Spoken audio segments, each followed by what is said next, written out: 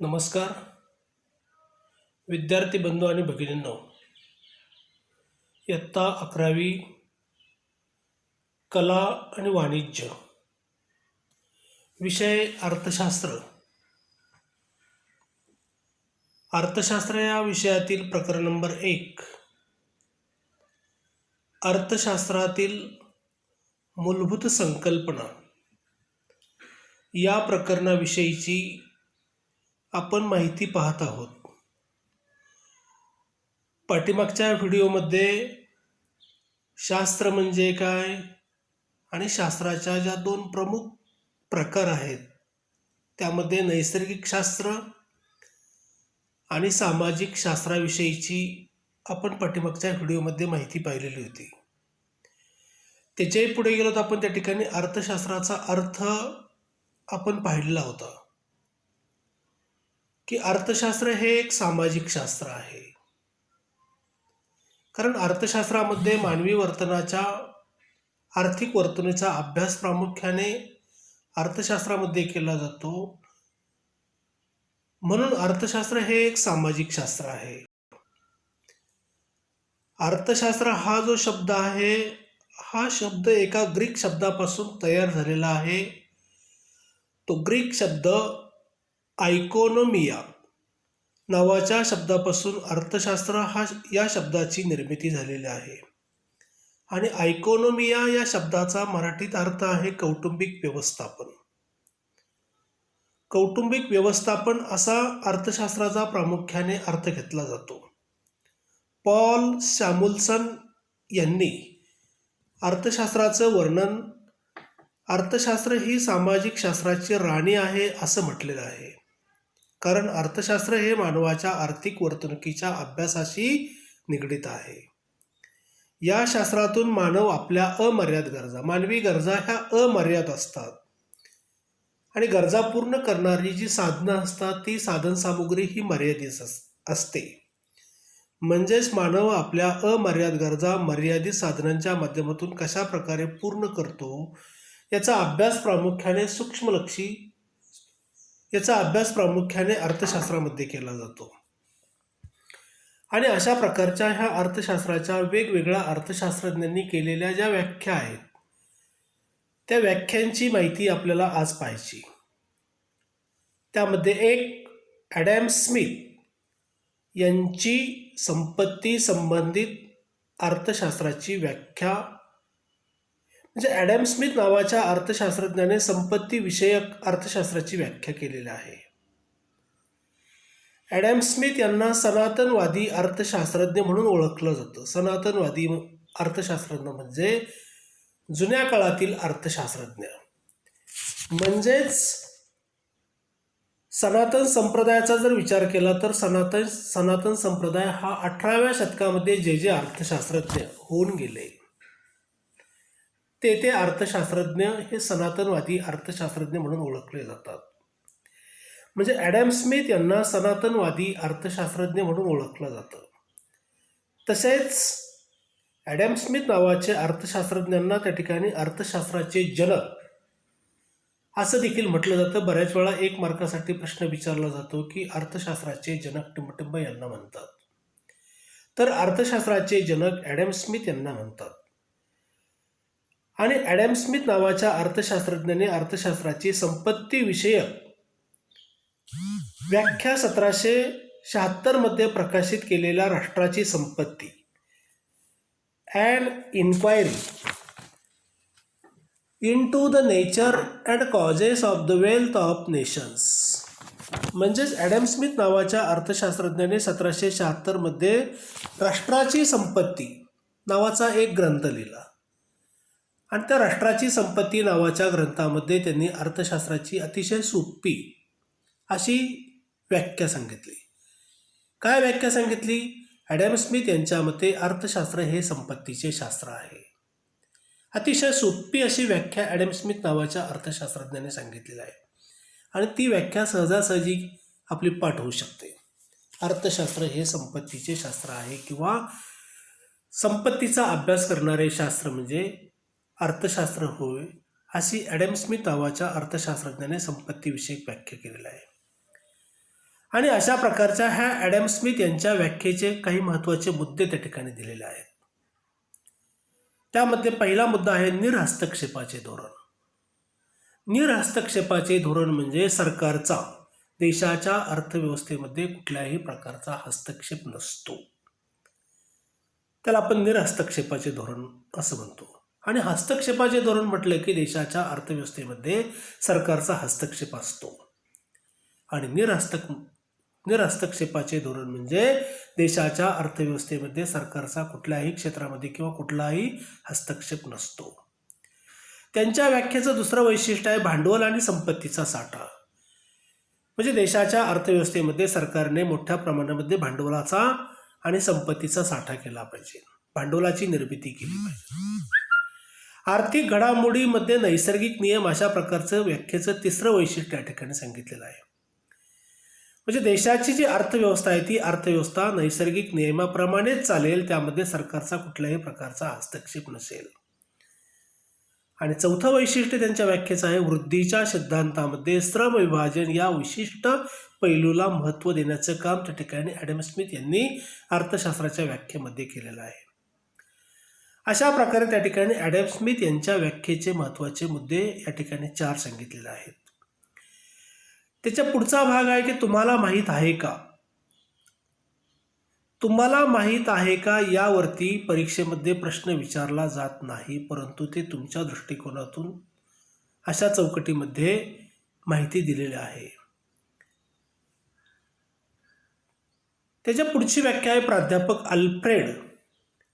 Alfred Marshall यांची कल्याणकारी अर्थशास्त्राची व्याख्या. म्हणजे पहा, ॲडम स्मिथ नावाच्या अर्थशास्त्रज्ञाने अर्थशास्त्राची संपत्तीवर आधारित व्याख्या केली, तर अल्फ्रेड मार्शल यांनी कल्याणाचा विचार करून अर्थशास्त्राची व्याख्या केलेली आहे. म्हणजे इथे वेगवेगळ्या अर्थशास्त्रज्ञांनी अर्थशास्त्राच्या केलेल्या व्याख्यांची जर तुलना केली तर त्या व्याख्या आपल्याला सहजासहजी समजू शकतात.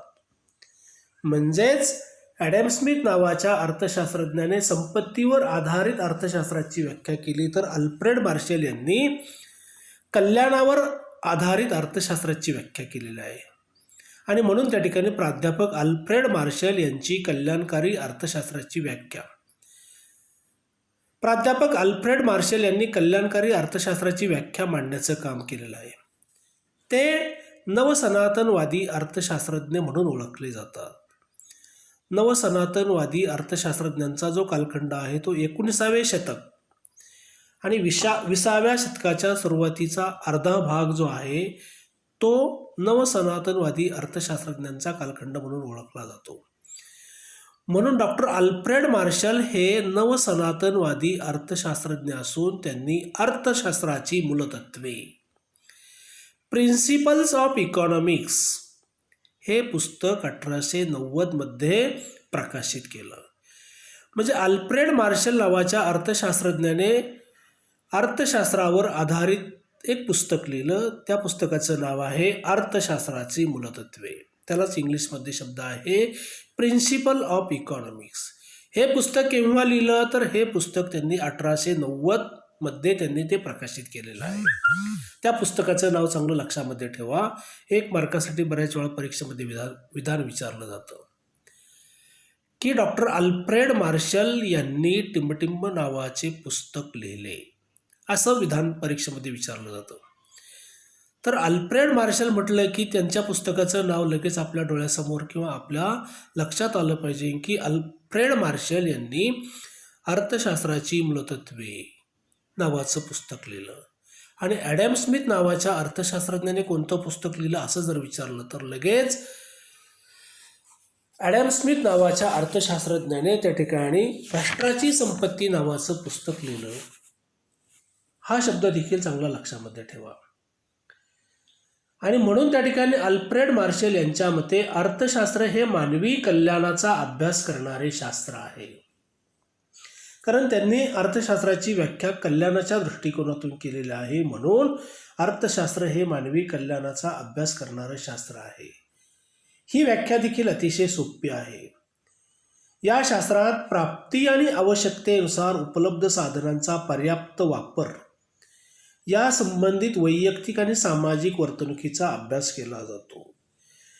प्रत्येक व्यक्तीच्या गरजा ह्या अमर्याद असतात आणि ह्या अमर्याद गरजा देशामध्ये किंवा लोकांच्याकडे उपलब्ध असणाऱ्या साधनांचा जास्तीत जास्त म्हणजेच पर्याप्त वापर करून वैयक्तिक आणि सामाजिक वर्तणुकीचा अभ्यास प्रामुख्याने अर्थशास्त्रामध्ये केला जातो, अशा प्रकारचं मत प्राध्यापक अल्फ्रेड मार्शल यांनी मांडलेलं आहे.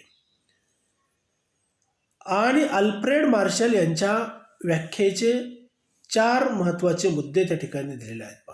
त्यांच्या व्याख्येचं पहिला मुद्दा दिलेला आहे त्या ठिकाणी, अर्थशास्त्र म्हणजे सामान्य माणसाचा अभ्यास. म्हणजेच अर्थशास्त्रामध्ये लोकांच्या वर्तनाचा अभ्यास केला जातो, म्हणजे सामान्य माणसाचा अभ्यास केला जातो. अर्थशास्त्र म्हणजे आर्थिक वर्तनाचे शास्त्र, मानवाच्या आर्थिक वर्तणुकीचा अभ्यास ज्या शास्त्रामध्ये केला जातो त्या शास्त्राला आपण त्या ठिकाणी अर्थशास्त्र म्हणतो. त्यांच्या व्याख्येचा तिसरा मुद्दा आहे अर्थशास्त्रामध्ये भौतिक कल्याणाचा अभ्यास. म्हणजे अर्थशास्त्रामध्ये लोकांच्या राहणीमानाचा किंवा राहणीमान कसं उंचावेल, जीवनमान कसं उंचावेल किंवा लोकांचं भौतिक कल्याण कसं साध्य होईल या गोष्टींचा अभ्यास प्रामुख्याने अर्थशास्त्रामध्ये केला जातो. आणि त्यांच्या व्याख्येचा चौथा मुद्दा आहे अर्थशास्त्र हे केवळ संपत्तीचा अभ्यास नाही.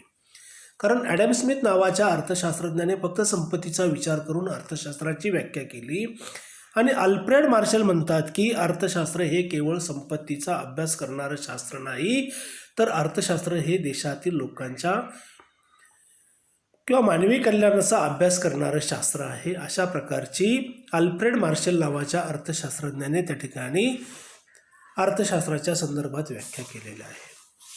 तिसरी व्याख्या आहे त्या ठिकाणी लिओनेल रॉबिन्स यांची दुर्मिळतेवर आधारित अर्थशास्त्राची व्याख्या. म्हणजेच ॲडम स्मिथ नावाच्या अर्थशास्त्रज्ञाने संपत्तीचा आधार किंवा संपत्तीवर अर्थशास्त्राची व्याख्या केली. अल्फ्रेड मार्शल यांनी कल्याणाचा विचार करून अर्थशास्त्राची व्याख्या केली आणि रॉबिन्स यांनी दुर्मिळतेवर आधारित अर्थशास्त्राची व्याख्या केलेली आहे. अर्थशास्त्राची ही अतिशय प्रसिद्ध व्याख्या आहे. रॉबिन्स यांनी 1932 साली एक पुस्तक लिहिलं. त्या पुस्तकाचं नाव आहे अर्थशास्त्राचे स्वरूप आणि महत्त्व नावाचं पुस्तक. And essay on the nature and significance of economic science. अर्थशास्त्राचे स्वरूप आणि महत्त्व नावाचं पुस्तक लिओनेल रॉबिन्स नावाच्या अर्थशास्त्रज्ञाने 1932 मध्ये लिहिलं. आणि या पुस्तकामध्ये त्यांनी अर्थशास्त्राची दुर्मिळतेवर आधारित व्याख्या सांगितलेली आहे. व्याख्या अतिशय सोपी अशी व्याख्या आहे आणि ती व्याख्या सहजासहजी पाठ होईल किंवा लक्षामध्ये राहण्यासारखी लिओनेल रॉबिन्स नावाच्या अर्थशास्त्रज्ञाने केलेली व्याख्या आहे. त्यांची व्याख्या अशी आहे की अमर्याद गरजा, मर्यादित परंतु दुर्मिळ व पर्यायी उपयोगाची साधने यांचा मेळ घालताना करण्यात येणाऱ्या मानवी वर्तनाचा अभ्यास करणारे शास्त्र म्हणजे अर्थशास्त्र होय, अशी रॉबिन्स नावाच्या अर्थशास्त्रज्ञाने अर्थशास्त्राची व्याख्या केलेली आहे. म्हणजे अमर्याद गरजा आणि मर्यादित परंतु दुर्मिळ व पर्यायी उपयोगाची साधने यांचा मेळ घालताना करण्यात येणाऱ्या मानवी वर्तनाचा अभ्यास करणारे शास्त्र म्हणजेच अर्थशास्त्र होय, अशा प्रकारची लिओनेल रॉबिन्स नावाच्या अर्थशास्त्रज्ञाने केलेली अर्थशास्त्राची व्याख्या आहे. आणि या व्याख्येतील रॉबिन्स यांच्या व्याख्येचे काही महत्त्वाचे मुद्दे त्या ठिकाणी दिलेले आहेत.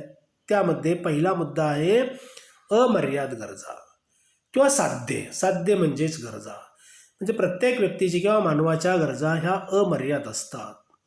त्यांच्या व्याख्येचा दुसरा मुद्दा आहे त्या ठिकाणी मर्यादित साधने. मानवी गरजा पूर्ण करणारी साधने मात्र कशी आहेत? मर्यादित आहेत.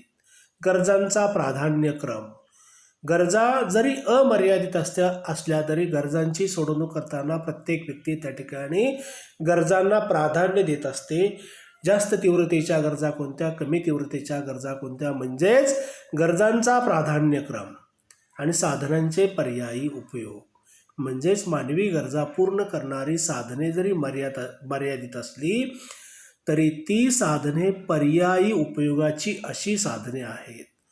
अशा प्रकारे रॉबिन्स यांच्या व्याख्येचे प्रामुख्याने महत्त्वाचे हे 4 मुद्दे: अमर्याद गरजा, मर्यादित साधने, गरजांचा प्राधान्यक्रम आणि साधनांचे पर्यायी उपयोग.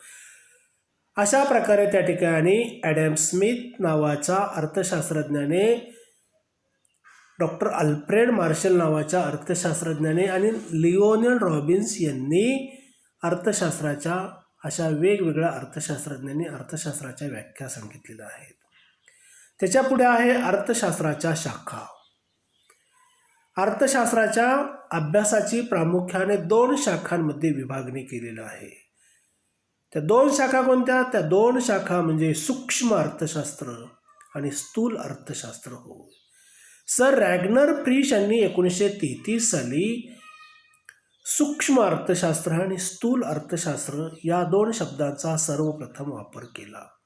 हे वाक्य देखील चांगलं लक्षामध्ये ठेवा. आणि सर रॅग्नर फ्रिश यांनीच अर्थशास्त्राची 2 शाखांमध्ये प्रामुख्याने विभागणी केलेली आहे, ती म्हणजे सूक्ष्म अर्थशास्त्र आणि स्थूल अर्थशास्त्र होय.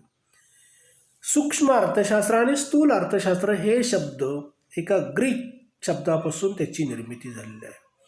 सूक्ष्म अर्थशास्त्राला मायक्रो असं म्हटलं जातं आणि मायक्रो या शब्दाची निर्मिती ग्रीक शब्द मायक्रॉस या शब्दापासून झालेली आहे.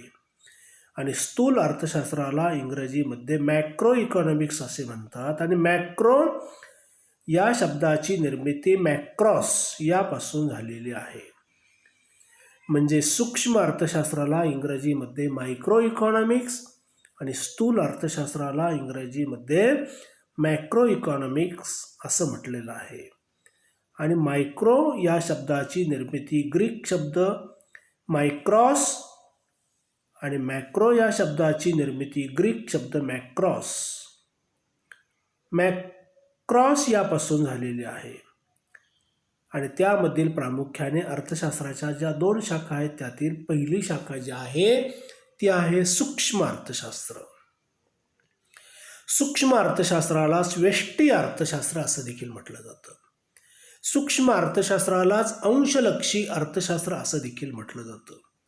आणि सूक्ष्म म्हणजे लहान. सूक्ष्म अर्थशास्त्रात वैयक्तिक घटकांच्या आर्थिक वर्तणुकीचा अभ्यास केला जातो. उदाहरणार्थ एक उपभोक्ता असेल, एक उत्पादक असेल, एक कुटुंब असेल, कामगार असेल, फर्म असेल किंवा एखादा उद्योग यासारख्या वैयक्तिक घटकांचा अभ्यास प्रामुख्याने सूक्ष्मलक्षी अर्थशास्त्रामध्ये केला जातो. केनेथ बोल्डिंग नावाच्या अर्थशास्त्रज्ञाने सूक्ष्मलक्षी अर्थशास्त्राची व्याख्या सांगितलेली आहे की विशिष्ट उत्पादन संस्था, विशिष्ट कुटुंब संस्था, वैयक्तिक किमती, वेतन, उत्पन्न, वैयक्तिक उद्योग आणि विशिष्ट वस्तूंचा अभ्यास करणारे शास्त्र म्हणजे सूक्ष्म अर्थशास्त्र होय. अशा प्रकारची बोल्डिंग नावाच्या अर्थशास्त्रज्ञाने सूक्ष्म अर्थशास्त्राची व्याख्या सांगितलेली आहे. ती व्याख्या देखील अतिशय सोपी आहे. विशिष्ट उत्पादन संस्था, विशिष्ट कुटुंब, वैयक्तिक किमती, वेतन, उत्पन्न, वैयक्तिक उद्योग आणि विशिष्ट वस्तूंचा अभ्यास करणारे शास्त्र म्हणजे सूक्ष्म अर्थशास्त्र होय. अशी सूक्ष्म अर्थशास्त्राची बोल्डिंग नावाच्या अर्थशास्त्रज्ञाने केलेली व्याख्या आहे. अशा प्रकारे अर्थशास्त्राच्या व्याख्या, त्यामध्ये ॲडम स्मिथ यांची अर्थशास्त्राची व्याख्या, अल्फ्रेड मार्शल यांची अर्थशास्त्राची व्याख्या, लिओनेल रॉबिन्स यांची दुर्मिळतेवरती आधारित अर्थशास्त्राची व्याख्या आणि अर्थशास्त्राच्या शाखा सूक्ष्म अर्थशास्त्र आणि स्थूल अर्थशास्त्र, त्यामध्ये सूक्ष्म अर्थशास्त्राचा अर्थ आणि सूक्ष्म अर्थशास्त्राच्या बोल्डिंग नावाच्या अर्थशास्त्रज्ञाने केलेली अर्थशास्त्राची व्याख्या, अशा प्रकारचा भाग या ठिकाणी आज आपण पाहिलेला आहे. पुढच्या व्हिडिओमध्ये आपण त्या ठिकाणी सूक्ष्म अर्थशास्त्राच्या ज्या मूलभूत संकल्पना आहेत त्या मूलभूत संकल्पनाविषयीची माहिती पाहणार आहोत. धन्यवाद.